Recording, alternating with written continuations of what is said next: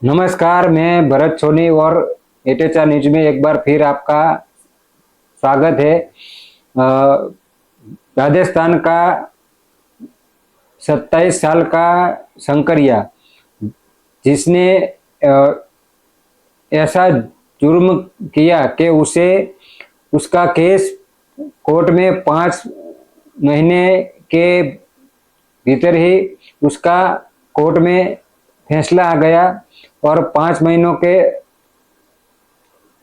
भीतर ही उसे फांसी की सजा हो गई और फांसी पर लटका भी दिया गया सिर्फ 5 महीने में। भारत के इतिहास में शायद ये पहला ऐसा है केस जो किसी अपराधी को सिर्फ 5 महीने के अंदर फांसी की सजा उसे सुनाई और फांसी पर लटका भी दिया गया। तो आखिर शंकरिया ने ऐसा क्या किया था कि उसे 5 महीनों के भीतर ही उसे फांसी की सजा हो गई और उसे फांसी पर लटका भी दिया गया। तो ये कहानी शुरू होती है राजस्थान के जयपुर से। 1977 से 1977। 1977 में जयपुर पुलिस को एक लाश मिलती है और उस लाश के पोस्टमार्टम में ये पता चलता है कि मरने वाले को किसी ने कान के नीचे भारी वस्तु से मारा है और इसकी वजह से इसकी मौत हुई है। पोस्टमार्टम में ये रिपोर्ट आई। उसके बाद जयपुर के अलग अलग पुलिस स्टेशनों में 15 से 20 लाशें ऐसी मिली, जिसमें सभी के लाशों के पोस्टमार्टम में एक ही बात थी, कान के नीचे मारा गया था और भारी वस्तु से मारा गया था। फिर 15 से 20 लाशें जब ऐसी मिली जिसमें मारने का जो तरीका था वो एक ही था, तो अब पुलिस को लगा कि वहाँ के एक सीनियर अफसर थे, उनको लगा कि ये कोई सीरियल किलर हो सकता है और अक्सर सीरियल किलर को पकड़ना बहुत ही जरूरी होता है, क्योंकि वो तब तक नहीं लोगों को मारने से रुकता जब तक कि वो पकड़ा ना जाए। फिर ये बात थोड़ी पुरानी है। उस वक्त ना तो पुलिस के पास ना तो आज की तरह मोबाइल थे, ना तो इतना सर्वेलांस था, ना तो आज के जितनी टेक्नोलॉजी थी। इसकी वजह से पुलिस को भी उस कातिल को पकड़ने में दिक्कतें हुई। इसके बाद लेकिन इसके बाद जब पुलिस की हलचल थोड़ी इसको पकड़ने के लिए तेज हुई, तो ये बात वहाँ के बड़े बड़े अखबारों में आई। लोगों को भी पता चला कि इतनी सारी लाशें, और जिसमें मारने का जो तरीका है वो एक ही है। तो उनमें से कुछ लोग थे जो इस कातिल से बच के भागने में कामयाब हुए थे। उन लोगों ने पुलिस को बताया कि जब हम सुनसान इलाके में जा रहे थे तब एक आदमी कंबल में छुपा हुआ था और उसने हम पर हथौड़े जैसी वस्तु से जब हम पर हमला किया तो हम किसी तरह से वहां से बच के भागने में कामयाब हो गए। तो अब पुलिस को भी लगता था कि इन सारी लाशों को मारने वाला ये कंबल वाला आदमी हो सकता है। फिर ये इन लोगों के बयानों की बात भी फिर अखबारों में आई और पूरे राजस्थान में इस कंबल वाले आदमी का खौफ फैला हुआ था कि कोई आदमी है कंबल में छुपा रहता है और हथौड़े जैसी चीज उसके पास होती है और लोगों को हथौड़े से मारता है। फिर पुलिस अपना काम जोरों से कर रही थी, लेकिन फिर भी एक कातिल हाथ में आया नहीं था। फिर एक के बाद आए दिन लाशों की जो तादाद है वो बढ़ती गई और करीबन 1977 से लेकर 1979 2 साल में इस कातिल ने 60 लोगों को मारा। तब तक भी वो कातिल पुलिस के चंगुल से बाहर था, पुलिस के हाथों नहीं लगा था। इसके बाद ये बात फिर राजस्थान से होकर दिल्ली तक भी पहुंची थी। फिर पुलिस पर और प्रेशर आया और फिर राजस्थान पुलिस ने जब इतनी सारी लाशें 60 लोगों को इसने मारा तो पुलिस ने इसको पकड़ने के लिए स्पेशल टीमें इसके लिए बनाई और पुलिस को इतना तो अब मालूम था कि ये कातिल सुनसान इलाके में और खासकर रात को ही ये लोगों को मारता है। फिर पुलिस ने अब छोटे मोटे टीमें बनाकर जयपुर के आसपास के इलाकों में रात को पहरा देने लगी इसको पकड़ने के लिए। फिर आखिरकार वो दिन आया जब एक आदमी पुलिस के हाथों लगा। 16 जनवरी 1979 की एक वो रात जब पुलिस रोज की तरह इस कातिल को पकड़ने के लिए पहरा दे रही थी, तब एक आदमी कंबल में आया और एक पेड़ के पीछे छुपकर वो खड़ा था। तब पुलिस को पहले तो पुलिस को ऐसा लगा कि ये हमारा ही कोई आदमी है जो पहरा देने के लिए आया है, लेकिन फिर पुलिस को लगा कि पुलिस वाला भला कंबल में क्यों पहरा देने के लिए आएगा। तो पुलिस को उस शख्स पर शक हुआ। अब पुलिस की नज़र उस पर थी। थोड़ी देर के बाद वो शख्स कंबल वाला पेड़ के पीछे से बाहर वो आया तो पुलिस ने तुरंत ही उसे पकड़ लिया। फिर पुलिस उसे पुलिस स्टेशन ले गई, लेकिन उसके पास हथौड़े जैसी चीज कोई नहीं मिली थी। तो अब भी पुलिस को यकीन नहीं था कि ये जिसे हम ढूंढ रहे हैं ये वही है या कोई दूसरा आदमी है। फिर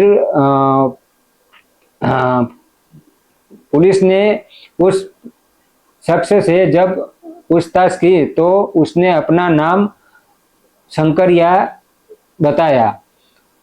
फिर पुलिस ने उसका एड्रेस भी लिया। फिर उसके माँ बाप ने बताया कि हमारा बेटा शंकरिया अक्सर आए दिन रात को घर से वो निकलता है और रात को वो देर से आता है। तो पुलिस को भी उस पर शक हुआ। पहले तो पुलिस ने शंकरिया को एक कहा कि तुम्हें मालूम है एक आदमी कंबल में घूमता रहता है और अब तक उसने 60 लोगों को मारा है, तो तुम इतनी रात को क्या कर रहे हो सुनसान इलाके में? क्योंकि पुलिस को अभी तक मालूम नहीं था कि ये वही है या फिर कोई दूसरा आदमी है। तो पुलिस ने उसको बोला कि इतनी रात को तुम क्या कर रहे हो, तुम्हें डर नहीं लगता? तो फिर वो गोल गोल जवाब देता रहा और फिर पुलिस ने जब सख्ती से उसकी पूछताछ की तो आखिरकार वो टूटा और उसने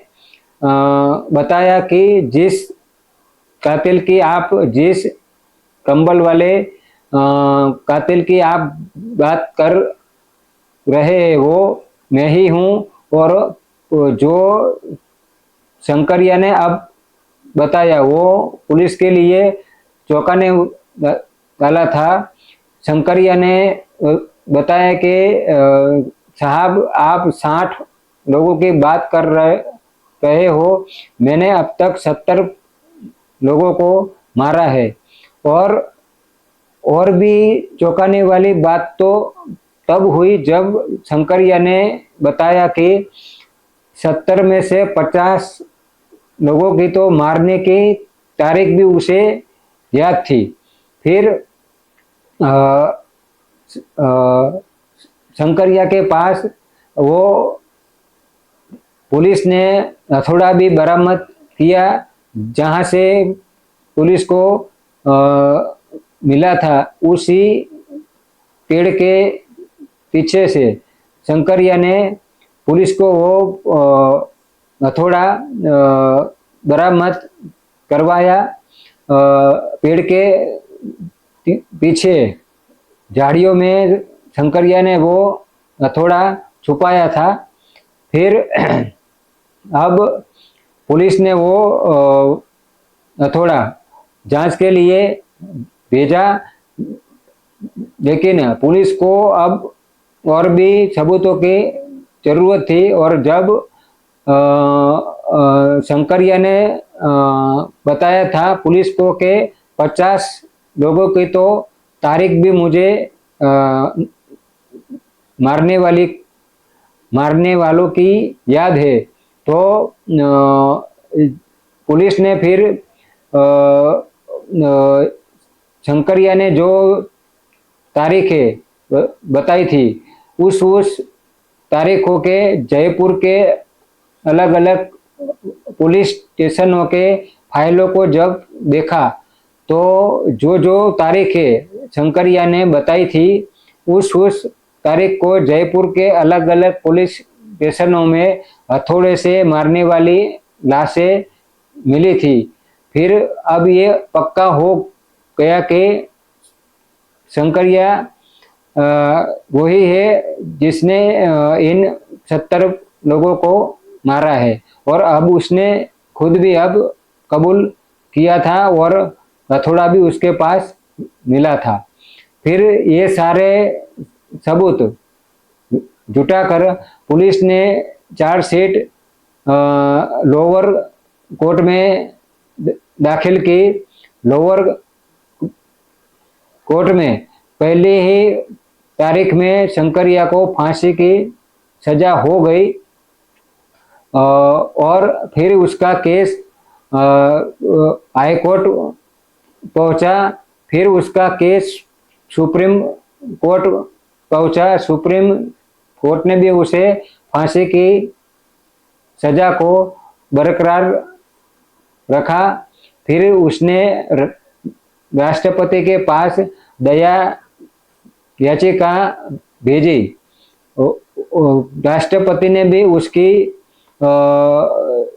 जुर्म को देखकर उसकी दया याचिका को खारिज